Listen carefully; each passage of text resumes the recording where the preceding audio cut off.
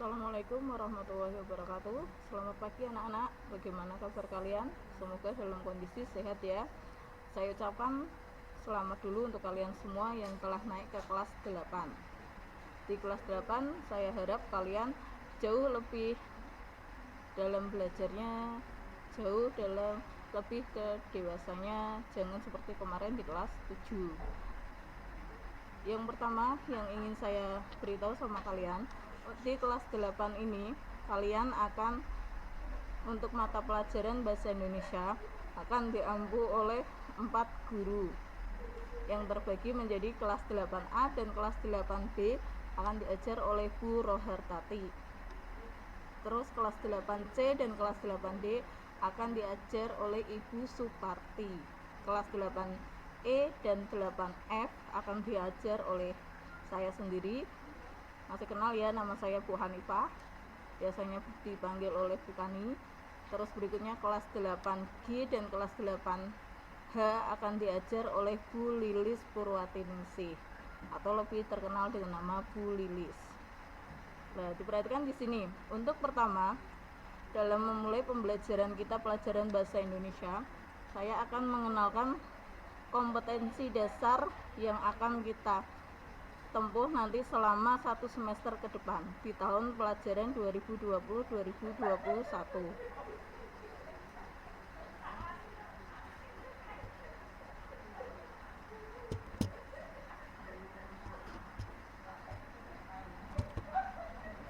Yang pertama yaitu tentang teks berita.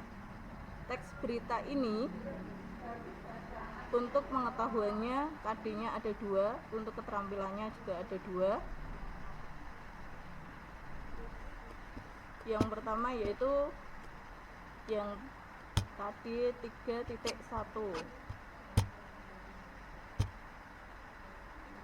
mengidentifikasi unsur-unsur teks berita,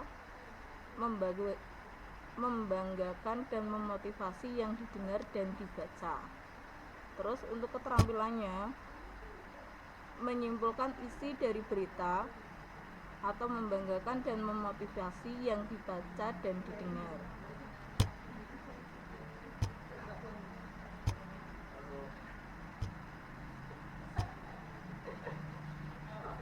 Masih teks berita, yang pengetahuan yang kedua 3.2 yaitu menelaah struktur dan kebahasaan teks berita, membanggakan dan memotivasi yang didengar dan dibaca berita.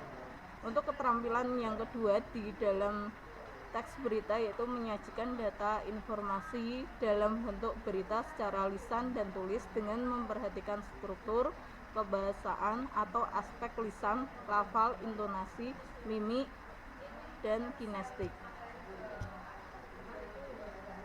Untuk materi teks berita ini terdiri atas kalian nanti diharapkan bisa menguasai tentang pengertian teks berita, unsur-unsur berita yaitu 5W plus H, terus ringkasan dan menyimpulkan berita, langkah-langkah menyimpulkan pokok-pokok berita, tanggapan terhadap isi berita.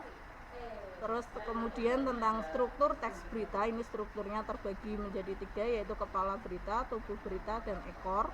Terus berikutnya kalian juga harus menguasai tentang kaidah-kaidah kebahasaan teks berita. Yang terakhir tentang tata bahasanya yaitu tentang bahasa baku dan tidak baku. Berikutnya untuk bab yang kedua yaitu tentang teks iklan, poster, dan slogan. Pada bab ini kalian juga akan ada 2 pengetahuan dan 2 keterampilan yang harus kalian kuasai. Itu yang pertama 3.3, mengidentifikasi informasi teks iklan, slogan, atau poster atau yang membuat bangga dan memotivasi dari berbagai sumber yang dibaca dan didengar. Berikutnya yang keterampilannya 4.3, menyimpulkan isi iklan, slogan, atau poster membanggakan dan memotivasi dari berbagai sumber. Ini materi yang harus kalian pahami dan kalian harus bisa menguasainya, yaitu tentang pengertian dari teks iklan itu apa, slogan itu apa, poster itu apa. Terus berikutnya unsur-unsur teks iklan, slogan, dan poster.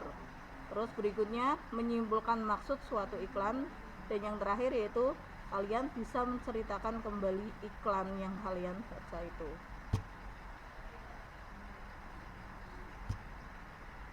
Terus berikutnya yang pengetahuan yang kedua pada teks iklan, poster, dan slogan ini, yaitu kalian bisa menelaah pola penyajian dan kebahasaan teks iklan, slogan, atau poster yang membuat bangga dan memotivasi dari berbagai sumber yang dibaca dan didengar. Oke, dilanjutkan kembali. Yang keterampilan di teks iklan, poster, dan slogan ini untuk yang keterampilan yang kedua, yaitu menyajikan gagasan, pesan, ajakan dalam bentuk iklan, slogan, atau poster secara lisan dan tulis. Terus berikutnya, materi pada teks iklan, poster, dan slogan, yaitu kalian harus menguasai yang pertama tentang unsur-unsur iklan, slogan, dan poster. Yang kedua, cara menyusun teks iklan, slogan, dan poster. Untuk bab yang ketiga yaitu teks eksposisi. Teks eksposisi ini ada dua pengetahuan dan dua keterampilan yang harus kalian kuasai. Yang pertama, pengetahuan yang pertama yaitu mengidentifikasi informasi teks eksposisi berupa artikel ilmiah populer dari koran atau majalah yang didengar dan dibaca, yang didengar dan dibaca. Berikutnya keterampilannya menyimpulkan isi teks eksposisi artikel ilmiah populer dari koran dan majalah yang diperdengarkan dan dibaca. Terus berikutnya kemampuan pengetahuan yang kedua pada teks eksposisi yaitu menelaah isi dan struktur teks eksposisi berupa artikel ilmiah populer dari koran atau majalah yang diperdengarkan atau dibaca. Keterampilannya, kalian menyajikan gagasan, pendapat ke dalam bentuk teks eksposisi berupa yang artikel ilmiah populer, lingkungan hidup, kondisi sosial, atau keragaman budaya, dan lain-lain, secara lisan dan tertulis dengan memperhatikan struktur, unsur kebahasaan, aspek lisan.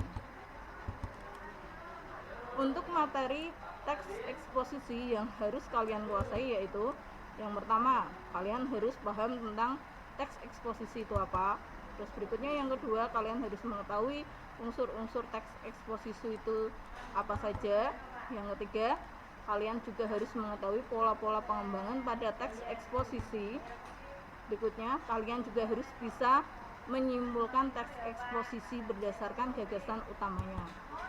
Terus berikutnya, kalian juga harus tahu tentang jenis-jenis paragraf dalam teks eksposisi.